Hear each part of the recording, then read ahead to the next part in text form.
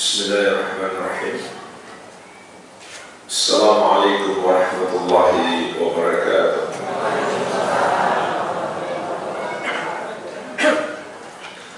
Alhamdulillahi ala ihsani wa syukru lahu ala taufiqihi wa amtinani wa ashhadu an la ilaha illallah wahdahu la syarika lah ta'ziman li sya'ni wa ashhadu anna Muhammadan abduhu wa rasuluh ad-da'i ila ridwanih sallallahu alaihi wa ala alihi wa ashabihi wa ikhwani. Amma ba'd, fa ikhwani wa akhwati fillah rahimani wa rahimakumullah. Kita lanjutkan pembahasan buku 25 kaidah tauhid, memasuki kaidah yang ke-11. Al-iqraru biwujudillahi azza wa jalla wa rububiyatihi la yakfi fi at-tauhid. Keyakinan terhadap adanya Allah Subhanahu wa ta'ala dan rububiyahnya belum cukup dalam tauhid. Maksud kaidah ini adalah kalau seseorang sudah beriman bahwasanya Allah itu ada dan Allah adalah Rabb-nya yang mencipta, menguasai dan mengatur seluruh makhluk, maka itu belum cukup. Dia belumlah menjadi seorang muslim. Sampai dia beriman hanya Allah yang berhak disembah. Meskipun dia yakin Allah Maha Kuasa, tapi dia menyembah kepada selain Allah, maka dia musyrik. Meskipun dia yakin Allah yang memberi rezeki, yang menghidupkan dan mematikan, tapi dia tidak menyalahkan peribadahan kepada selain Allah, maka dia bukan seorang muslim. Dan inilah keadaan orang musyrik jahiliyah, sebagaimana Allah sebutkan di dalam banyak ayat. Di antaranya di surat Yusuf ayat 106, Allah Subhanahu wa ta'ala berfirman, "Wa ma yu'minu aktsaruhum billahi illa wa hum musyrikun." Dan tidaklah kebanyakan mereka beriman kepada Allah kecuali dalam keadaan mempersekutukan Allah. Maksudnya mereka beriman kepada Allah di satu sisi, yaitu dalam sisi rububiyah, dan mereka mempersekutukan Allah di sisi yang lain, yaitu dalam sisi uluhiyah. Sebagaimana kata Ibnu Abbas radhiyallahu anhu, min imanihim, termasuk iman mereka, idza qila lahum man khalaqas samaa'a wa man khalaqal arda wa man khalaqal jibala, apabila dikatakan kepada mereka, siapakah yang menciptakan langit, bumi dan gunung-gunung? Qalu, niscaya mereka akan menjawab Allah. Jadi ini keimanan orang musyrik dahulu. Mereka akan jawab Allah yang menciptakan langit, bumi dan gunung-gunung. Wa hum musyrikun, bersamaan dengan itu mereka mempersekutukan Allah dalam ibadah. Juga kata Ikrimah, imam besar ahli tafsir dari generasi tabi'in, tas'aluhum man khalaqahum, kalau kamu tanya kepada mereka, siapakah yang menciptakan mereka? Wa man khalaqas samawati wal arda, dan siapakah yang menciptakan langit dan bumi? Fayaquluna Allah, niscaya mereka akan menjawab Allah. Fadzalika imanuhum billah, maka itulah iman mereka kepada Allah. Wa hum ya'buduna ghairahu, namun mereka menyembah kepada selainnya, sehingga mereka tidak dianggap orang yang beriman. Iman mereka tertolak. Tapi jemaah sekalian, ada sebagian orang ketika para ulama mengingatkan ini, lalu mereka mengatakan, kalau begitu kalian menganggap Abu Jahal itu beriman, Abu Lahab itu beriman. Padahal para ulama ingin menjelaskan, memang betul Abu Jahal punya keimanan, Abu Lahab punya keimanan.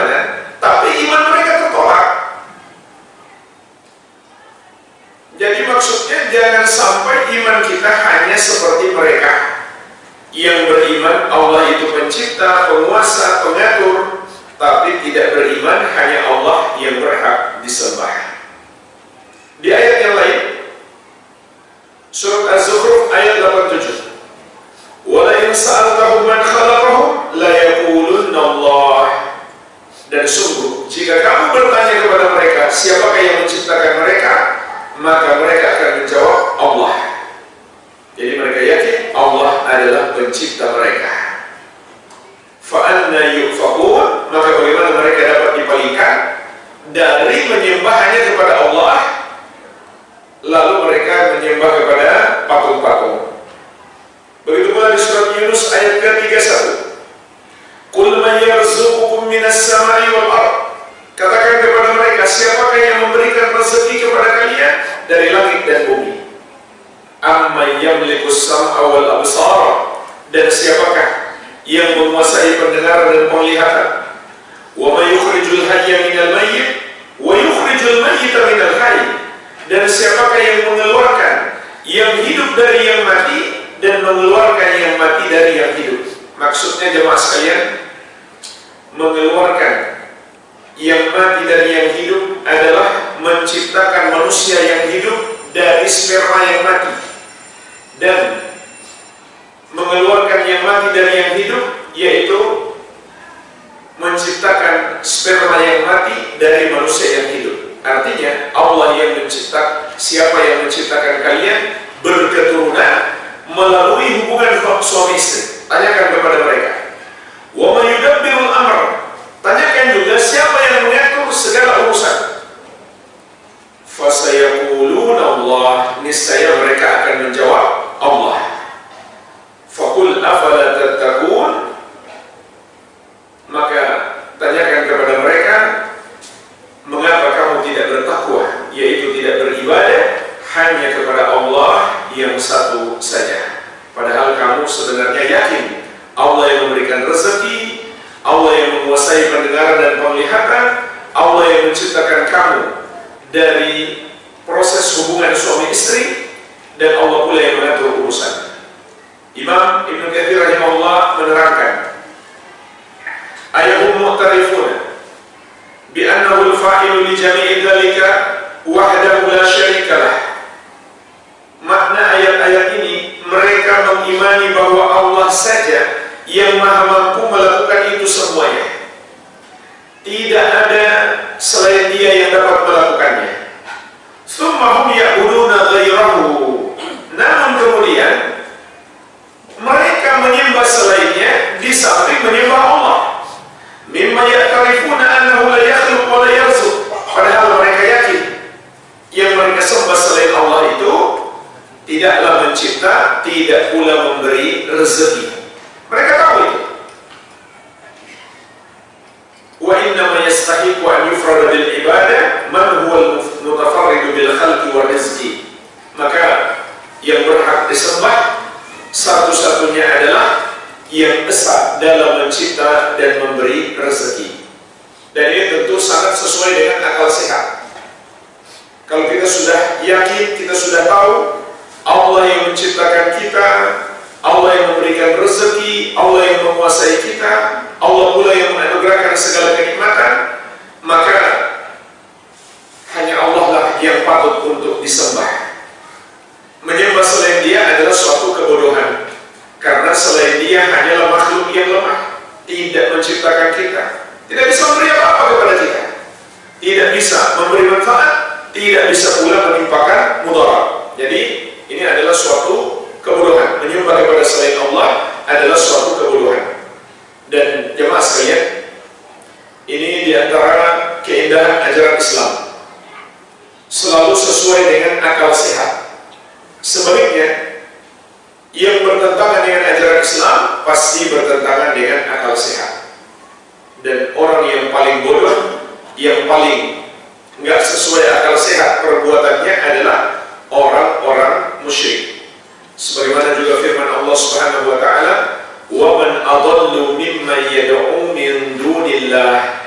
Dan siapakah yang lebih sesat, siapakah yang lebih bodoh daripada orang yang menyembah kepada selain Allah Subhanahu wa Ta'ala. Kalau mereka hanya menyembah makhluk yang lemah, nggak bisa memberikan apa-apa kepada mereka, tidak bisa memberi manfaat, tidak pula bisa menimpakan mudarat, maka itu suatu kebodohan. Kaidah yang ke-12, ba'du musyriki zamanina aghladu syirkan minal awwalin. Sebagian orang musyrik di masa kita sekarang lebih parah kesyirikannya daripada orang musyrik dahulu. Jemaah sekalian, faedah memahami kaidah ini minimalnya ada dua. Yang pertama, agar kita menyadari kesyirikan di masa sekarang masih ada, bahkan lebih parah, sehingga kita lebih berhati-hati. Yang kedua, untuk mengingatkan kita bahwa di pundak kita ada tanggung jawab untuk berdakwah. Dan dakwah yang paling agung adalah mengajak kepada tauhid dan melarang kepada kesyirikan. Inilah tugas orang-orang yang paling mulia di muka bumi ini, mengajak kepada tauhid dan melarang syirik. Mereka adalah para nabi dan rasul dan orang-orang yang meneladani mereka. Sebagaimana di surat An-Nahl ayat ke-36, Allah Subhanahu wa Ta'ala berfirman, وَلَقَدْ بَعَثْنَا فِي كُلِّ أُمَّةٍ رَسُولًا أَنِ اعْبُدُوا اللَّهَ وَاجْتَنِبُوا الطَّاغُوتَ. Dan sungguh kami telah mengutus pada setiap umat itu seorang rasul. Setiap rasul menyerukan kepada kaumnya, sembahlah Allah dan jauhilah taghut, jauhilah semua yang disembah selain Allah Subhanahu wa Ta'ala. Apa buktinya kesyirikan di masa sekarang lebih parah daripada kesyirikan di masa dahulu? Minimalnya ada 4. Yang pertama, al-awwaluna yukirruna bir-rububiyyah wa katsirun min musyriki zamanina la yukirruna biha. Kaum musyrikin dahulu mengakui rububiyah Allah Azza wa Jalla, dan banyak orang musyrik hari ini tidak mengakuinya. Artinya jemaah sekalian, orang musyrik dahulu masih meyakini Allah itu adalah Rabb mereka, yang mencipta, yang menguasai, yang memberi rezeki, yang menganugerahkan segala kebaikan, termasuk yang menurunkan hujan dan menumbuhkan tanaman. Dalil-dalil tentang keyakinan mereka Allah sebagai Rabb itu sudah kita sebutkan di kaidah sebelumnya. Allah itu pencipta, pemberi rezeki. Bahkan secara terperinci mereka juga beriman Allah yang menurunkan hujan, Allah pula yang menumbuhkan tanaman. Sebagaimana di surat Al-Ankabut ayat ke-63. Wa in sa'altahum man nazzala minas sama'i ma'an fa ahya bihi al-ardha min ba'di mawtiha la yaqulunna Allah. Dan sesungguhnya jika kamu menanyakan kepada mereka, siapakah yang menurunkan air dari langit lalu menghidupkan dengan air itu bumi sesudah matinya, maksudnya menumbuhkan tanaman, tentu mereka akan menjawab Allah. Qul alhamdulillah, katakanlah segala puji hanya milik Allah. Bal aktsaruhum la yaqilun, namun kebanyakan mereka tidak memahami. Jadi lihat ayat ini jemaah sekalian, ayat ini menunjukkan orang musyrik dahulu yakin Allah yang menurunkan hujan, Allah yang mengatur hujan, dan Allah pula yang menumbuhkan tanaman. Maka sekarang bandingkan dengan orang musyrik hari ini. Bahkan ada yang mengaku muslim, dia percaya ada selain Allah yang bisa mengatur hujan. Dia percaya ada selain Allah yang bisa menumbuhkan tanaman. Ada yang tahu namanya? Yang mereka percaya bisa menumbuhkan tanaman? Ada yang tahu namanya? Mohon maaf ya kalau namanya sama, jangan tersinggung. Kata mereka namanya adalah Dewi Sri. Perempuan lagi. Dan ketahuilah jemaah sekalian, keyakinan adanya dewa-dewi itu hanyalah khurafat. Itu adalah makhluk khayalan tidak ada dalam kenyataan. Tapi ada orang mengaku muslim percaya. Makanya apa yang mereka yakini, apa yang mereka lakukan, karena mereka yakin tumbuhan mereka ditumbuhkan oleh Dewi Sri. Apa yang mereka lakukan? Mereka pun mempersembahkan kepadanya sedekah bumi, yaitu mereka menyembelih untuk sesajen, untuk persembahan kepadanya. Jadi syirik mereka dua, meyakini Dewi Sri menumbuhkan tanaman, lalu mereka beribadah kepadanya dengan cara mempersembahkan sesajen. Sementara syirik orang musyrik dahulu hanya yang kedua. Yang pertama, mereka tidak meyakini Dewi Sri lah yang menumbuhkan tanaman. Lalu seorang kiai berkata, tidak apa-apa bikin sedekah bumi untuk persembahan kepada Dewi Sri, yang penting sertakan dengan sholawat. Na'udzubillah. Ini lebih kufur daripada orang musyrik jahiliyah. Keyakinan yang sama sekali nggak ada dasarnya, cuma khayalan mereka. Orang musyrik jahiliyah meyakini Allah yang menurunkan hujan dan menumbuhkan tanaman. Mereka juga meyakini di gunung tertentu ada penguasa selain Allah Subhanahu wa Ta'ala. Di pantai tertentu ada penguasa selain Allah. Orang musyrik jahiliyah meyakini yang maha kuasa hanya Allah Subhanahu wa Ta'ala. Yang kedua, al-awwaluna yafhamuna la ilaha illallah wa musyriku zamanina la yafhamunaha.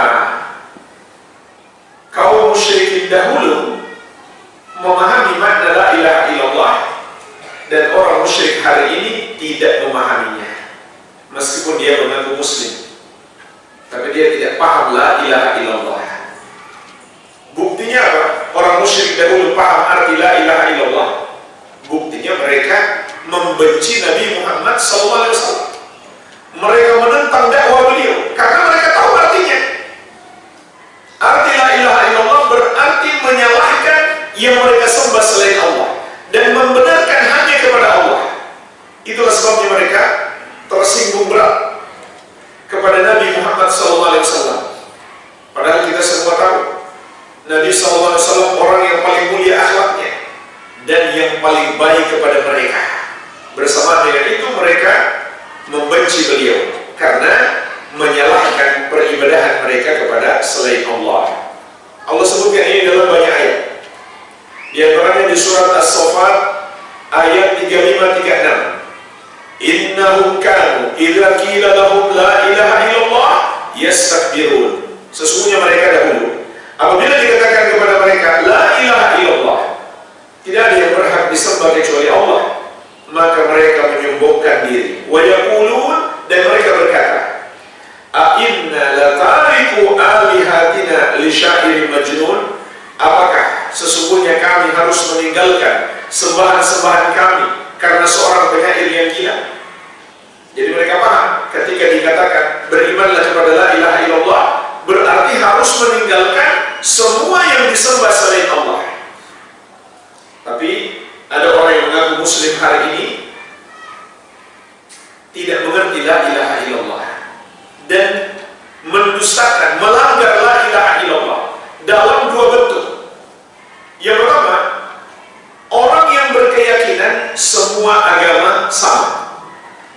Ini berarti mendustakan la ilaha illallah. Kenapa? Karena la ilaha illallah menyalahkan semua yang disembah selain Allah, dan semua agama selain Islam menyembah kepada selain Allah. Makanya ulama Islam tidak berbeda pendapat. Orang yang membenarkan agama selain Islam menjadi murtad, keluar dari Islam, karena dia sudah tidak beriman kepada la ilaha illallah. Jadi mereka membenarkan, tidak menyalahkan penuhanan kepada selain Allah. Ini yang pertama. Padahal di antara mereka masih mengaku muslim. Yang kedua, mereka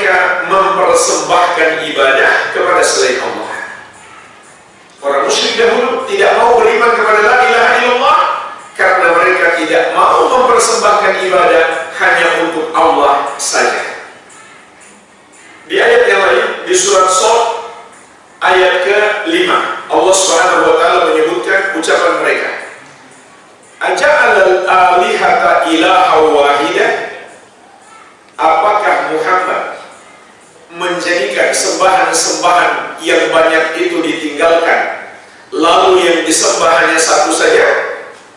Inna hadza la syai'un ujab. Sesungguhnya ini, kata mereka, sesuatu yang sangat mengherankan. Jadi ayat ini juga menegaskan mereka paham arti la ilaha illallah. Abu Jahal tahu betul arti la ilaha illallah. Makanya dalam kisah kematian Abu Thalib, Nabi Muhammad SAW mengatakan kepada Abu Thalib, ya ammi, qul la ilaha illallah kalimatan uhajjalaka biha indallah. Wahai paman, ucapkan la ilaha illallah, satu kalimat yang dengannya aku akan berhujjah untukmu di hadapan Allah. Maka Abu Jahal yang ada di situ berkata, atargabu an millati Abdul Muttalib? Wahai Muhammad, apakah kamu sudah benci dengan agama ayahmu sendiri? Wahai Abu Thalib, apakah kamu sudah benci dengan agama ayahmu sendiri? Sekarang kamu mau mengikuti Muhammad? Jadi lihat, Abu Jahal paham arti la ilaha illallah. Mengucapkan la ilaha illallah berarti harus meninggalkan semua agama selain Islam. Maka Abu Jahal terus menghalangi Abu Thalib masuk Islam agar tidak meninggalkan agama nenek moyangnya. Ini juga pelajaran bagi kita bahaya mengagungkan tradisi budaya nenek moyang tanpa menyeleksi mana yang sesuai syariat dan mana yang tidak. Yang ketiga, al-awwaluna yarji'una ila Allah fi syiddah. Gimana itu?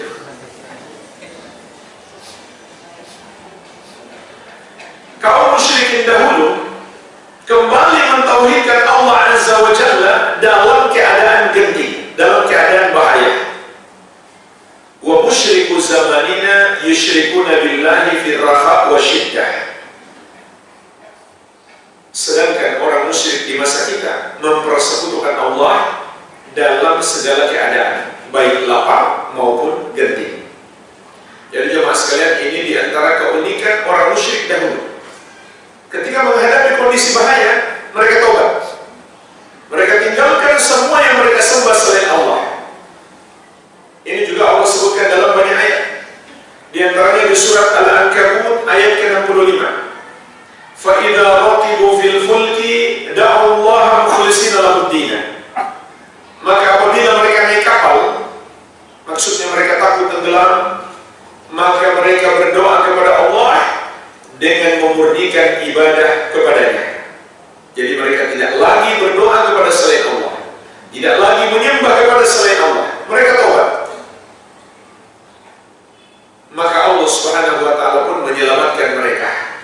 Sehingga Imam Ibnu Qayyim rahimahullah mengatakan, orang kafir pun ketika mereka mentauhidkan Allah, meskipun tauhid mereka hanya sesaat, Allah berikan pertolongan kepada mereka.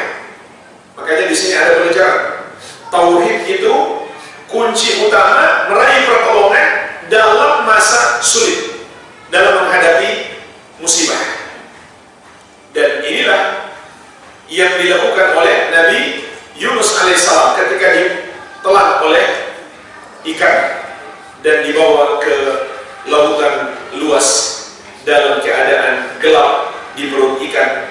Beliau kembali mengokohkan tauhidnya dengan mengatakan la ilaha illa anta subhanaka inni kuntu minadh dhalimin. Ini kalimat-kalimat tauhid la ilaha illa anta, dan berlepas diri dari kesyirikan. Subhanak, maha suci engkau. Artinya engkau tidak pantas dipersekutukan. Dan pernyataan taubat, inni kuntu minadh dhalimin. Inilah sebab utama keselamatan di masa genting. Kembali kita kokohkan tauhid kita. Maka orang kafir pun Allah berikan pertolongan.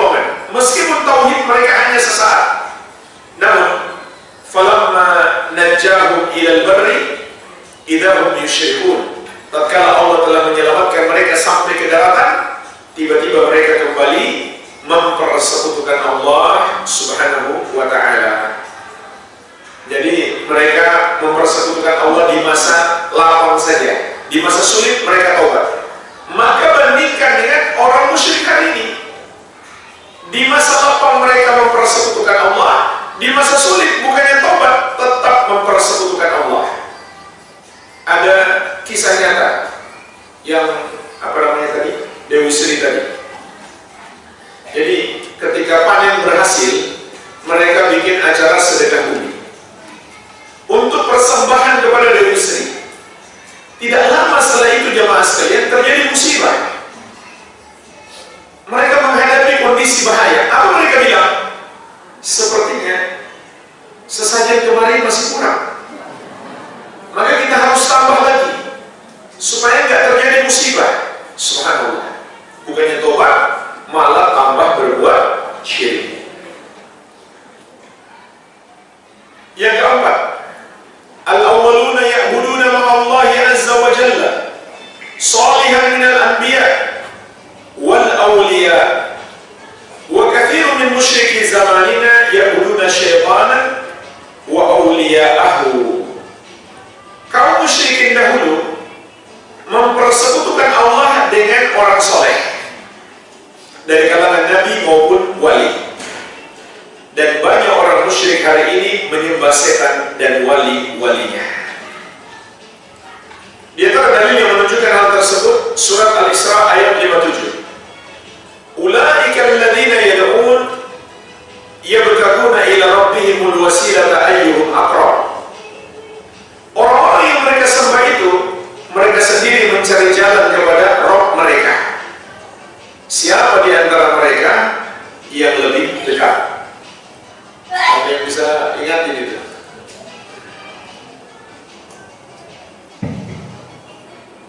Nggak bisa, Ustaz. Kenapa? Takut ada gesekan, Ustaz. Nah, ini Sudah pernah dulu ada satu jamaah mendatangi ini, tapi mereka nggak mau ini, nggak terima, Ustaz. Apa namanya? Ya, semoga kita lebih fokus, Ustaz. Setelah Ustaz.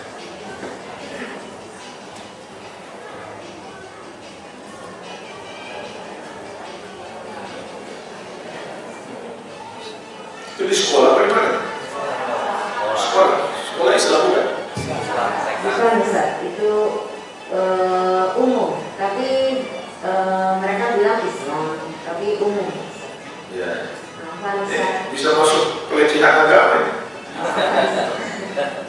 Kita lagi majelis taklim, terus diganggu seperti itu, itu nggak masuk akal.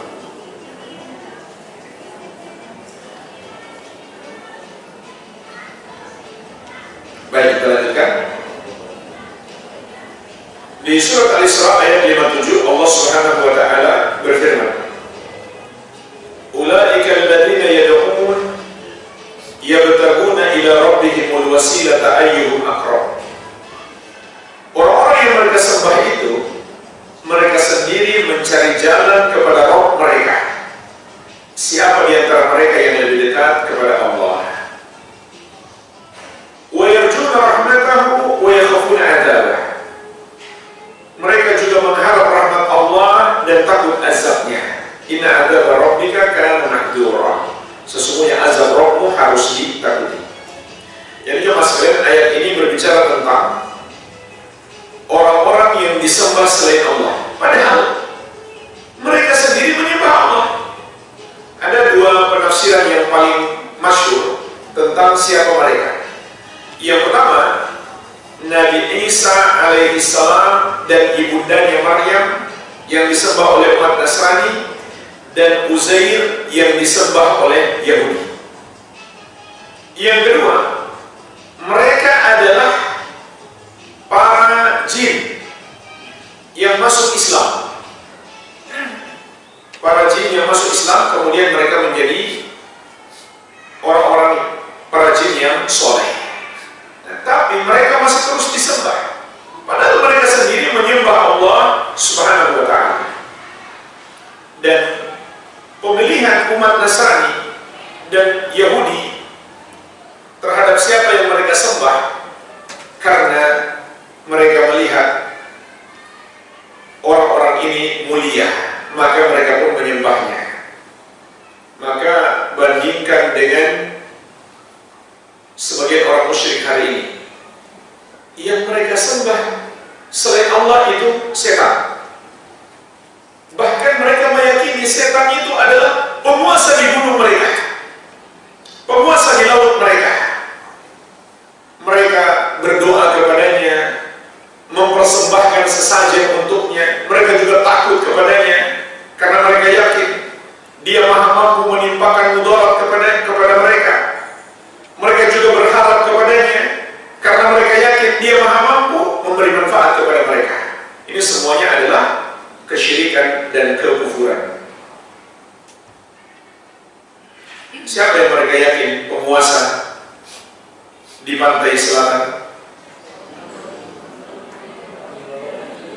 Nama aslinya? Nama aslinya adalah Syaitanah. Setan yang hakikatnya jemaah sekalian. Bandingkan dengan umat Nasrani yang mereka sembah selain Allah seorang nabi yang mulia, itu pun syirik, itu pun tetap kufur. Tapi menyembah setan lebih gak masuk akal. Dan setan itu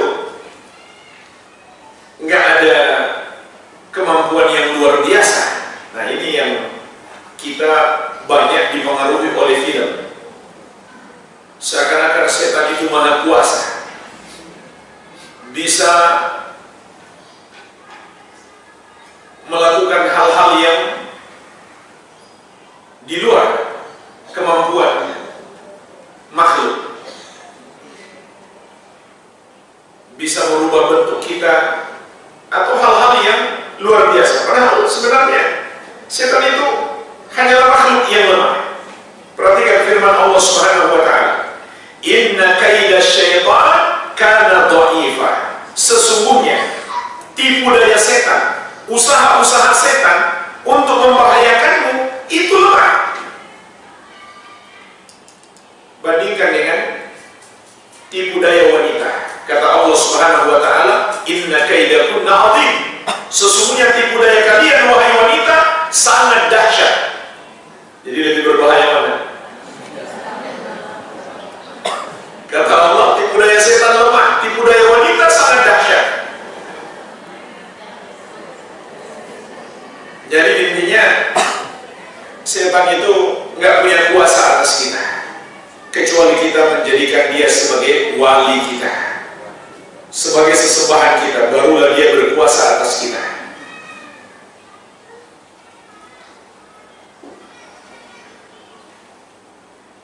Meskipun tentu yang disembah baik itu orang soleh maupun setan, hukumnya sama, tidak ada bedanya. Dua-duanya kufur. Kita masuk ke ayat yang ke-13.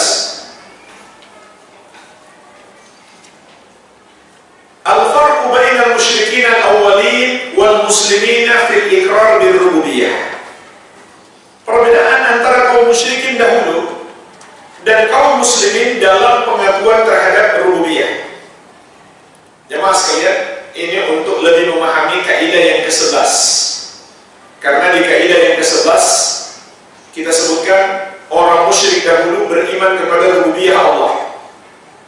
Tetapi kita jangan menganggap iman mereka kepada rububiyah Allah sama persis dengan iman kaum muslimin. Tidak. Apa perbedaannya? Ada dua perbedaan mendasar. Yang pertama, iqrarul musyrikin bi rububiyah mujmalah. Pengakuan kaum musyrikin terhadap rububiyah hanya secara global. Wa iqrarul muslimin biha mufassalah. Adapun pengakuan kaum muslimin terhadapnya secara terperinci. Contoh, Tadi sudah kita sebutkan, Allah Subhanahu wa taala mengatakan, "Wa la in sa'altahum man khalaqahum la yaqulunna Allah." Kalau kamu tanya kepada mereka siapa yang menciptakan mereka, niscaya mereka akan menjawab Allah. Jadi mereka beriman kepada Allah Sang Pencipta. Tapi bersamaan dengan itu jemaah sekalian, mereka tidak beriman Allah bisa menciptakan lagi setelah manusia menjadi tulang belulang. Jadi mereka nggak percaya adanya hari kebangkitan. Maka mereka cuma yakin secara global, tidak secara terperinci. Maka Allah membantah mereka di surat Yasin ayat 78. Wa daraba lana mathalan wa nasiya khalqah. Qala man yuhyil idham wa hiya ramim. Dan orang musyrik itu membuat perumpamaan bagi kami dan dia lupa dengan kejadiannya. Dia berkata, siapakah yang dapat menghidupkan tulang belulang yang telah hancur dulu? Maksudnya jemaah sekalian, dia lupa dengan kejadiannya bahwa dia dulu sesuatu yang tidak ada. Maka Allah Maha Mampu menciptakan dia. Justru menciptakan manusia dari tulang belulang itu lebih mudah lagi, karena sudah pernah ada sebelumnya. Logikanya kan begitu. Kalau Allah mampu menciptakan kita yang dulunya tidak ada lalu menjadi ada, lebih mudah lagi Allah menciptakan kita dari sesuatu yang sudah pernah ada sebelumnya. Jadi ini Allah membantah dengan mengajak mereka berpikir, apakah kamu lupa kejadianmu, penciptaanmu? Kamu dulunya tidak ada, lalu Allah ciptakan, Allah mampu melakukan itu. Lalu apa susahnya bagi Allah menciptakan kembali setelah sebelumnya kamu pernah ada? Justru lebih mudah. Meskipun tentu bagi Allah nggak ada yang lebih sulit, nggak ada yang lebih mudah, sama-sama mudah semuanya. Ini cuma untuk mengajak mereka berpikir. Ini yang pertama, mereka beriman Allah itu mencipta, tapi mereka tidak beriman Allah bisa menciptakan lagi setelah manusia mati. Oleh karenanya mereka tidak beriman dengan adanya hari kebangkitan dan tidak beriman terhadap adanya hari kebangkitan juga termasuk pembatal keimanan. Jadi meskipun seseorang beriman kepada Allah Subhanahu wa taala bahwa Allah dialah yang berhak disembah, Allah yang Maha Kuasa, tapi dia tidak percaya adanya hari kebangkitan, maka dia bukan muslim. Kalau dia tadinya muslim, maka menjadi batal Islamnya. Perbedaan yang kedua, iqrarul muslimin bil rububiyyati salimun minal i'tiqadat al-batilah. Pengakuan kaum muslimin terhadap rububiyah selamat dari keyakinan-keyakinan yang batil. Wa iqrarul musyrikin biha ghairu salimin minha. Adapun pengakuan kaum musyrikin dahulu terhadap rububiyah tidak selamat darinya. Jadi maksudnya jemaah sekalian, orang musyrik memang meyakini Allah Maha Kuasa, tapi dalam keyakinan-keyakinan mereka itu tercemar dengan kesyirikan. Di antaranya apa? Contoh, mereka yakin bintang-bintang adalah sebab turunnya hujan. Maka Allah membantah mereka di surat Al-Waqiah ayat 82. Wa taj'aluna rizqakum annakum tukadzibun. Kamu membalas rezeki hujan yang Allah berikan dengan mendustakan Allah. Artinya mereka menisbatkan hujan kepada bintang. Mereka mengatakan mutirna bifadlillahi wa rahmat, mutirna binaui kada wa kada. Kami diberi hujan karena bintang ini dan bintang itu. Padahal Allah tidak menjadikan bintang sebagai sebab. Contoh lain, mereka percaya kepada jimat-jimat, padahal mereka sebenarnya yakin Allah yang Maha Kuasa, yang menolong mereka hanya Allah, tapi mereka masih percaya kepada jimat. Namun mereka percaya kepada jimat hanya sebagai sebab. Mereka yakin yang menolong mereka adalah Allah, padahal Allah tidak menetapkan jimat sebagai sebab. Maka seakan-akan mereka bersekutu bersama Allah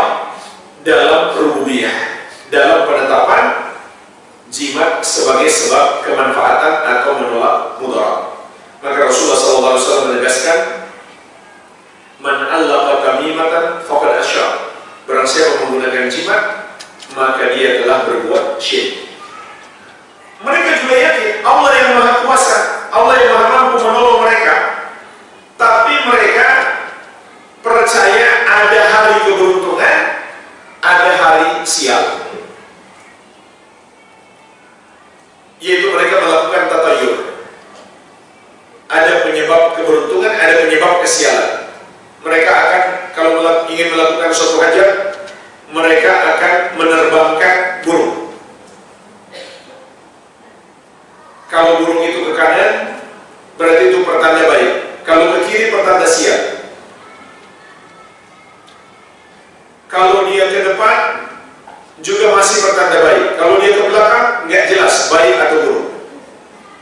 Jadi itu keyakinan mereka, maka ini syirik dalam rububiyah. Karena yang menentukan adanya keberuntungan ataupun kesialan hanya Allah Subhanahu wa Ta'ala. Itu termasuk rububiyah Allah. Kita meyakini hanya Allah yang Maha Mampu menentukan adanya kesialan atau keberuntungan. Dan Allah tidak menetapkan adanya sebab kesialan kecuali satu. Apa itu? Perbuatan dosa. Itu saja satu-satunya sebab kesialan, tidak ada yang lain. Qalu ta'irukum ma'akum, sebagaimana di surat Yasin Allah mengatakan, para rasul berkata kepada orang-orang yang menentang mereka, kesialan kalian adalah sebab dosa-dosa kalian. Jadi meyakini selain maksiat bisa mendatangkan kesialan, itu adalah keyakinan yang kufur.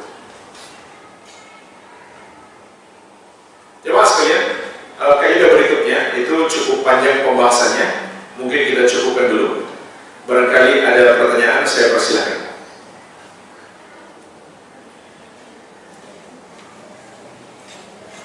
Ada bagi Mahat yang mau bertanya langsung.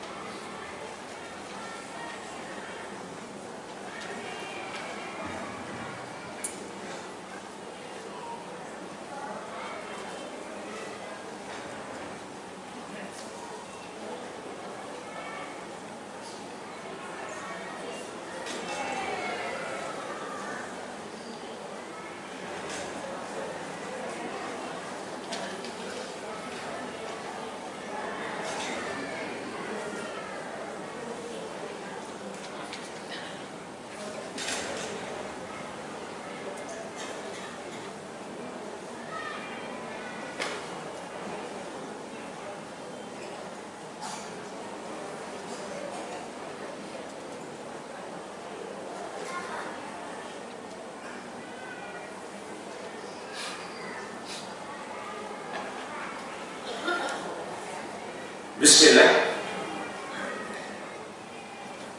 Apa yang dimaksud barang siapa berpuasa di bulan Ramadan karena iman dan mengharap pahala Allah, maka dosanya di masa lalu pasti diampuni.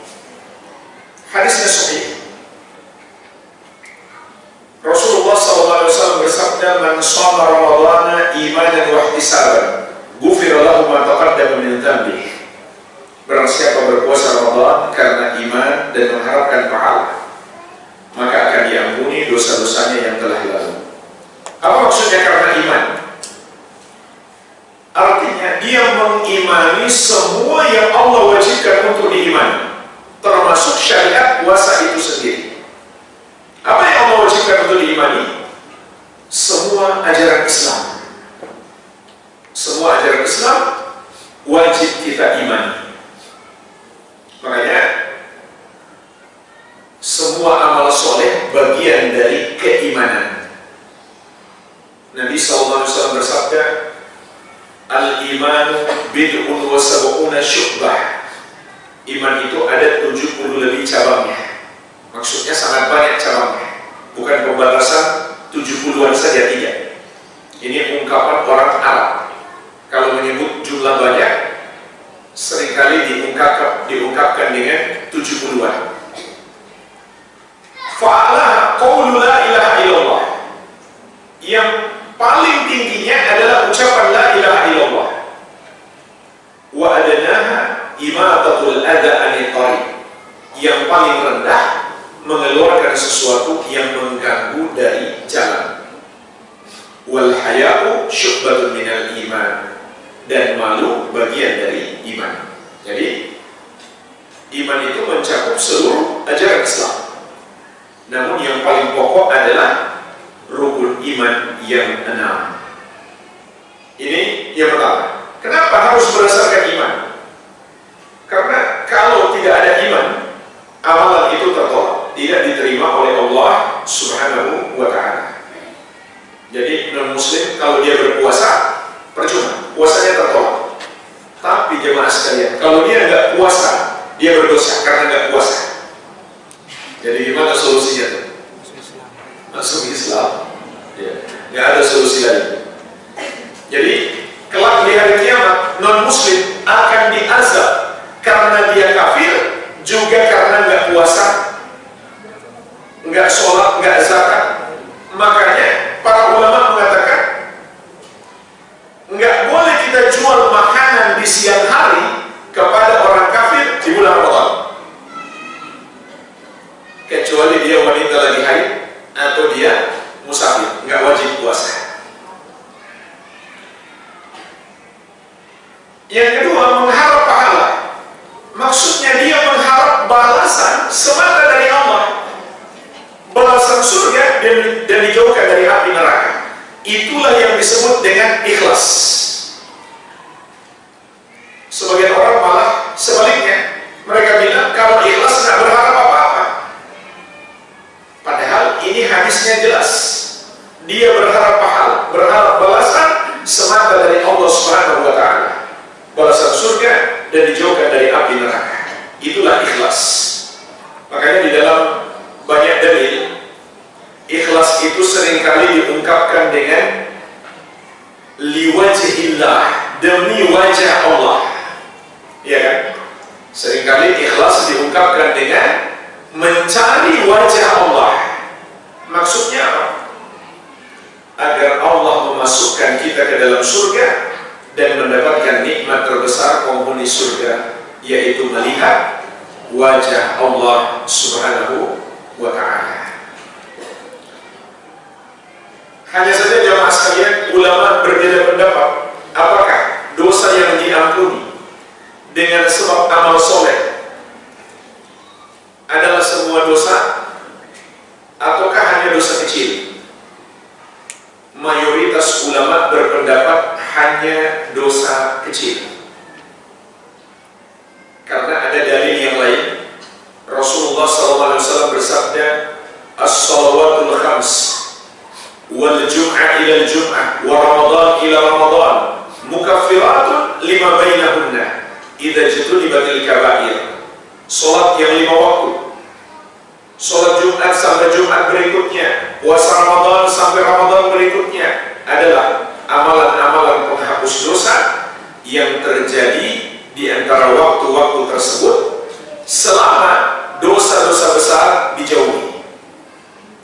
Jadi ada syarat, amalan-amalan ini bisa menghapus dosa apabila seseorang menjauhi dosa besar.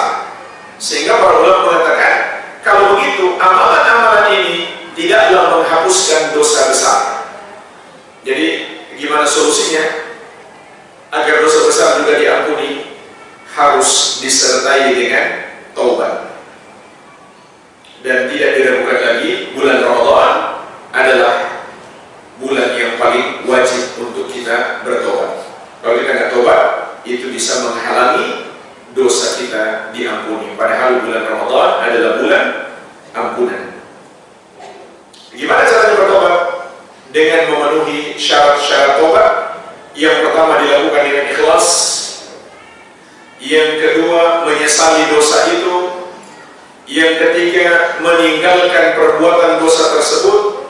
Yang keempat bertekad tidak akan mengulanginya di masa yang akan datang. Yang kelima masih ada waktu.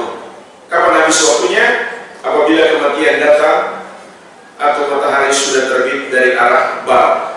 Dan apabila dosa itu berupa kezaliman kepada orang lain, maka ditambah syarat yang keenam, harus minta maaf kepadanya atau mengembalikan haknya atau minta penghalalan. Kalau tidak, maka Allah tidak akan ampuni. Iman adalah keyakinan. Keyakinan maksudnya apa? Mohon penjelasan. Iman bukan sekedar keyakinan. Iman mencakup ucapan lisan dan amalan anggota tubuh. Itu persis seperti hadis yang saya sebutkan tadi. Kata Nabi SAW, tingkatan iman yang paling tinggi adalah ucapan La ilaha illallah. Ini ucapan lisan. Kemudian menghilangkan sesuatu yang mengganggu dari jalan. Ini perbuatan anggota tubuh. Kemudian malu. Malu amalan hati. Sama dengan keyakinan. Keyakinan adalah amalan hati. Jadi iman bukan sekedar keyakinan, tapi keyakinan disertai dengan ucapan dan perbuatan anggota tubuh.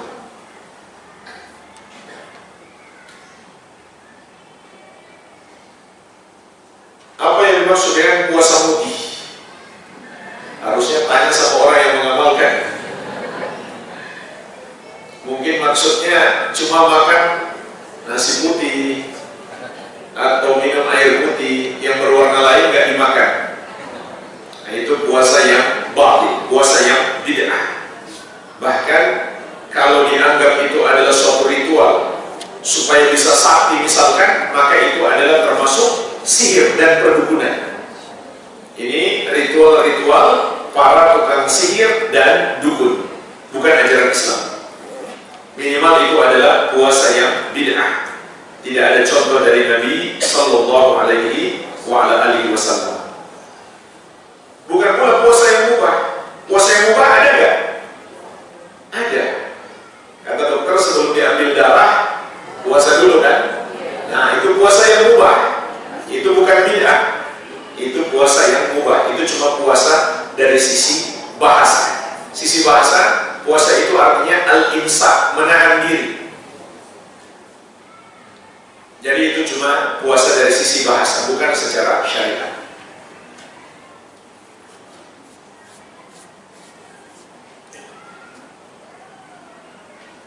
Ada seorang bapak tidak puasa saat Ramadan. Bagaimana jika anak siapkan makanan selama waktu puasa?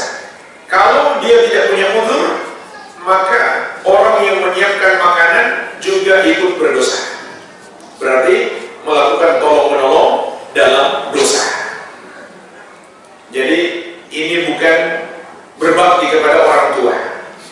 Begitu pula kalau dia suami, kemudian istri siapkan makanan, itu bukan berbakti kepada suami, malah semakin menjerumuskan dalam dosa. Coba kalau nggak ada yang siapkan makanan, mudah-mudahan nggak ada makanan, besok dia puasa jadinya. Jadi nggak boleh dibantu, kecuali kalau dia punya udzur tentunya. Karena Allah Subhanahu Wa Taala mengingatkan, wala ta'awanu 'alal itsmi wal 'udwan. Jangan kamu tolong-menolong dalam dosa dan permusuhan. Dan orang yang membantu orang berbuat dosa, dosanya sama. Dosanya sama. Orang yang membantu orang lain berbuat dosa, dosanya sama.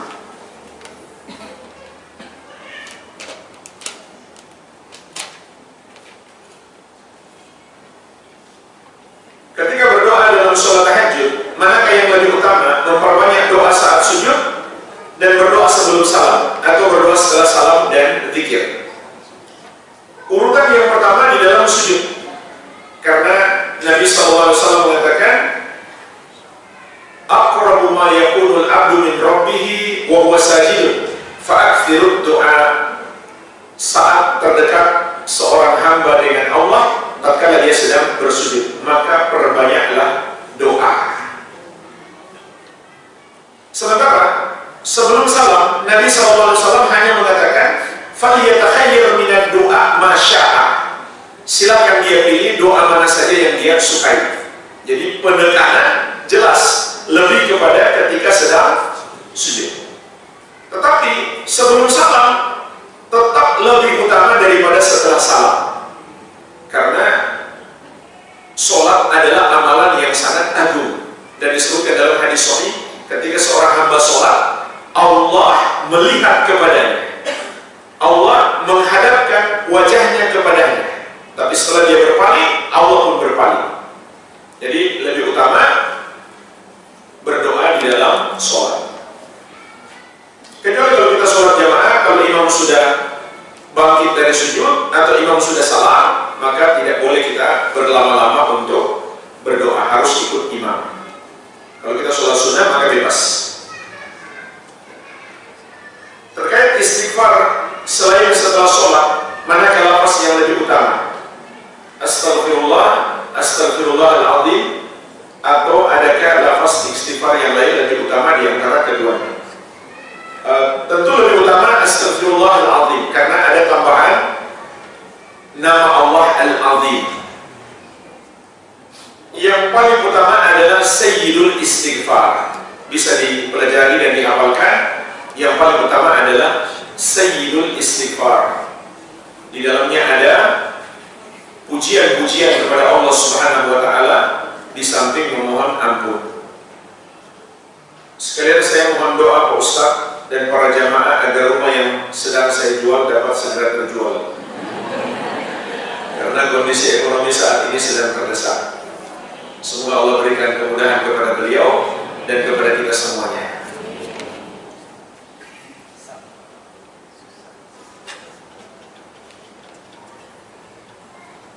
Pembayaran fidyah sebaiknya kapan? Malam Lebaran atau setiap hari?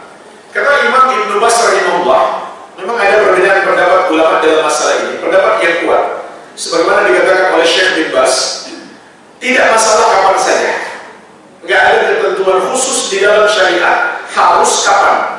Jadi mau di awal Ramadan dibayar sekaligus, atau pertengahan Ramadan, atau di akhir Ramadan, tidak masalah. Tidak ada ketentuan khusus. Yang penting selama Ramadan. Nah, jadi kalau malam Lebaran itu salah, karena sudah keluar dari Ramadan. Kalau sudah malam Lebaran berarti Ramadan sudah berakhir. Jadi harus selama bulan Ramadan, mau di awal, tengah maupun di akhir.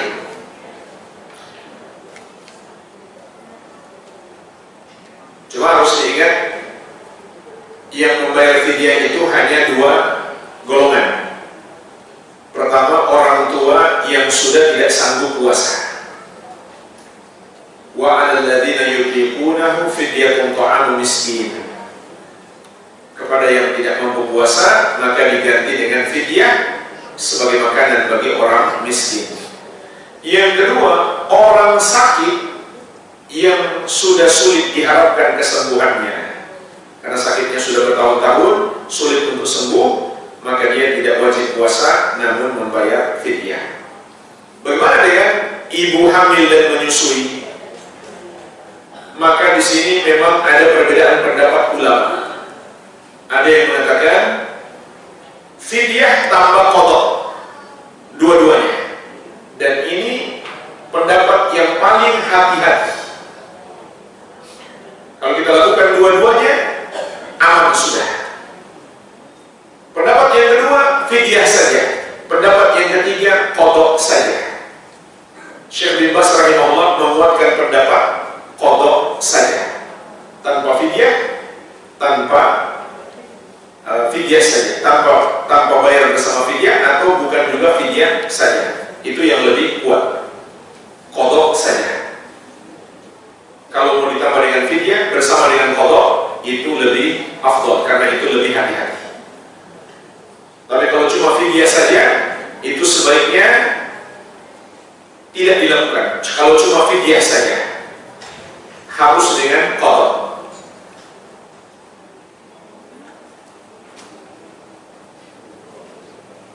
Dan dari segi hikmah jemaah sekalian, puasa itu amalan yang banyak sekali hikmahnya. Sehingga kalau wanita bertahun-tahun nggak puasa, maka hilang darinya banyak hikmah puasa. Di antara hikmah puasa yang sangat agung adalah melatih kesabaran. Di dalam puasa itu ada 3 macam kesabaran.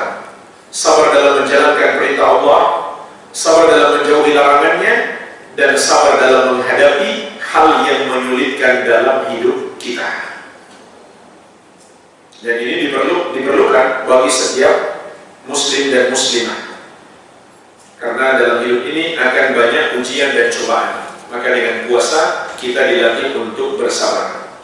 Kalau kita mengatakan wanita yang hamil dan menyusui nggak perlu qadha, maka hilang darinya suatu keutamaan yang sangat agung, yaitu amalan puasa.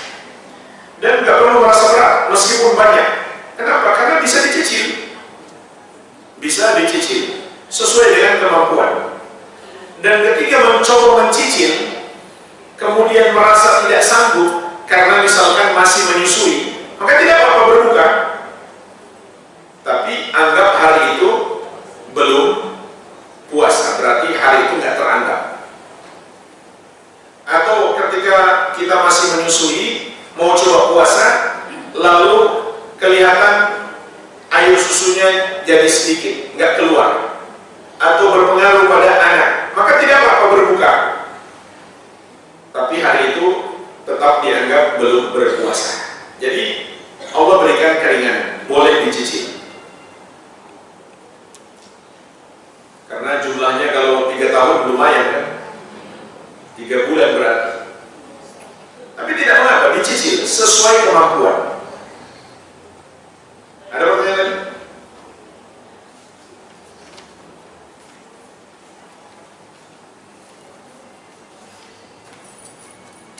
Tidak ada lagi?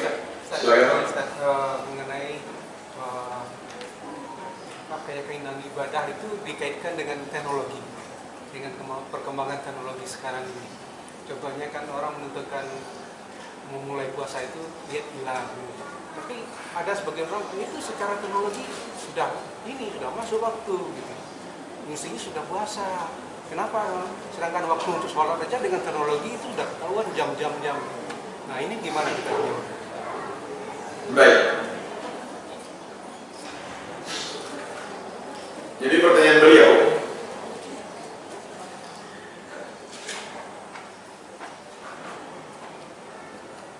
boleh nggak kita menentukan waktu awal puasa dengan teknologi? Karena katanya dengan teknologi sudah dapat dipastikan masuknya bulan baru. Jadi maksudnya teknologi di sini bukan teknologi melihat bulan, ya kan? Tapi dengan hisab. Kalau teknologi melihat bulan tidak ada masalah. Mau lihat dengan mata telanjang, dengan teropong, tidak masalah. Yang penting bulannya sudah terlihat, maka berarti masuk 1 Ramadan. Nah, itu salah kaprah itu, Pak. Karena yang dimaksud dengan masuknya bulan baru apabila bulan itu sudah terlihat, itu maknanya dalam syariat. Meskipun secara teknologi kita yakin masuk bulan baru, tapi bulannya belum terlihat, maka dalam syariat belum masuk bulan baru. Itu nas. Jadi bukan melihat pada alam, bukan. Kalau melihat tanda-tanda alam, banyak tanda-tanda alam selain bulan. Ada yang bilang kondisi laut begini, kondisi sungai begini, itu tanda masuk bulan baru. Itu nggak ada pengaruh dalam syariat, nggak bisa memberi pengaruh pada hukum. Kalau itu bisa memberikan pengaruh, kalau kita yakin itu bisa memberikan pengaruh pada hukum, maka itu bertentangan dengan ijma sahabat, ijma tabi'in dan tabi'ut tabi'in. Dan ijma itu nggak mungkin bisa kita berbeda pendapat dengan ijma, nggak mungkin kita benar. Bagaimanapun keadaan kita, kalau kita berbeda dengan ijma ulama, kita pasti salah. Saya berikan satu gambaran. Ijma ulama terdahulu, bahkan sampai hari ini, sholat 5 waktu itu wajib. Sholat 5 waktu itu wajib. Kalau misalkan muncul orang di masa sekarang, dia mengatakan, saya sudah meneliti ribuan dalil dalam Al-Quran dan Hadis, ternyata sholat subuh sunnah. Maka kita katakan, dia pasti salah, nggak mungkin dia benar. Kenapa? Karena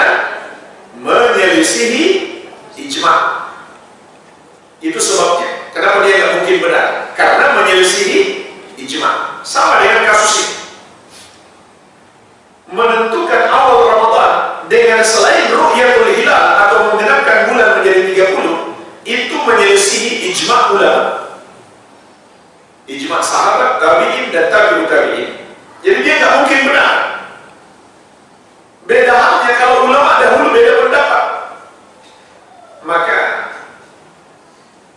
kita masih mungkin bisa berbeda pendapat. Tapi kalau ulama dahulu sudah ijma', tidak ada perbedaan. Yang berbeda pendapat dengan ijma', dia pasti salah. Nah, penggunaan hisab itu baru muncul dari abad ke-5 Hijriah untuk penetapan awal Ramadan. Dan di antara yang pertama melakukan ini, sebagaimana kata Ibnu Hajar, adalah orang-orang Syiah. Jadi kesimpulannya, bukan sekedar kita yakin ini masuk bulan baru, tapi kita melihat hilal. Bahkan jemaah sekalian, bukan sekedar melihat hilal, masih ada yang kedua, keputusan pemerintah. Kata Syekhul Islam Ibnu Taimiyah rahimahullah, meskipun seseorang sudah melihat hilal, tapi pemerintah tidak mengakui, maka awal bulan belum masuk. Kenapa? Kata beliau, secara bahasa, hilal itu dari kata halla washtahara, artinya dia sudah terkenal dan diakui oleh manusia. Kalau cuma satu yang lihat, yang lain tidak mengakui, pemerintah tidak menetapkan, maka secara syariat itu belum disebut hilal. Jadi ternyata itu bukan satu-satunya penetapan. Ada dua, hilal yang muncul dan diakui oleh pemerintah. Karena itu ketetapan syariat. Nabi SAW mengatakan, as-sawmu yawma tasumun, wal fitru yawma tuftirun, wal adha yawma tudahun. Puasa adalah hari kalian bersama pemerintah berpuasa, berhari raya, berhari raya dan Idul Adha. Ini 3 harus ditetapkan oleh pemerintah. Nggak ada hak masyarakat untuk menetapkan. Sehingga kata para ulama, meskipun dia melihat hilal, kalau pemerintah belum menetapkan, dia nggak boleh puasa. Ada yang berpendapat dia harus puasa tapi diam-diam, nggak boleh dia melawan pemerintah. Tapi pendapat yang lebih kuat, kata Ibnu Taimiyah rahimahullah, adalah dia nggak boleh puasa, harus tunggu keputusan pemerintah. Karena secara syariat dan secara bahasa, dia nggak disebut hilal, sekedar dilihat, sekedar muncul di langit, belum disebut hilal, baik secara bahasa maupun secara syariat. Itu penjelasan beliau. Nah, sekarang ada orang yang pertama caranya sudah salah, menggunakan hisab, yang kedua masih menyelisih pemerintah, yang ketiga mencela pemerintah tadi. Kesalahannya double.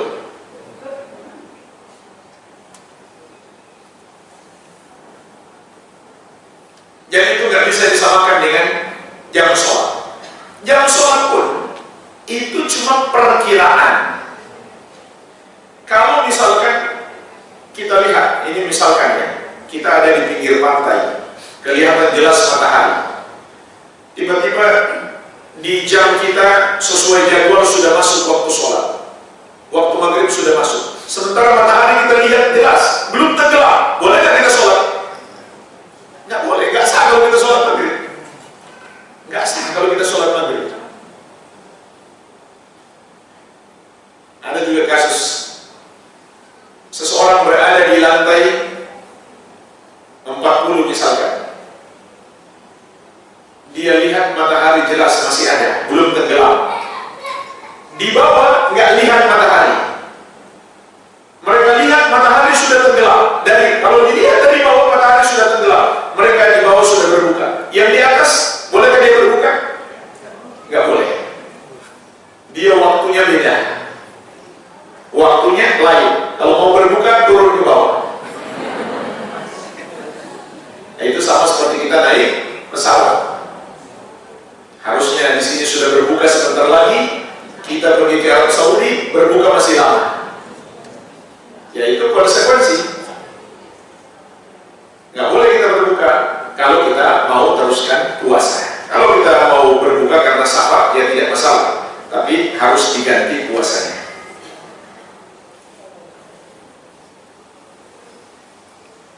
Jadi jam itu cuma untuk membantu, memudahkan kita tapi untuk memastikan kembali kepada waktu yang ditetapkan oleh syariat. Maksudnya waktu maghrib apabila matahari sudah terbenam. Wallahu a'lam, mungkin kita cukupkan dulu. Semoga bermanfaat. Lebih dan kurangnya saya mohon maaf. Wabillahi taufiq. Subhanakallahumma wa bihamdik, asyhadu an la ilaha illa anta, astaghfiruka wa atubu ilaik.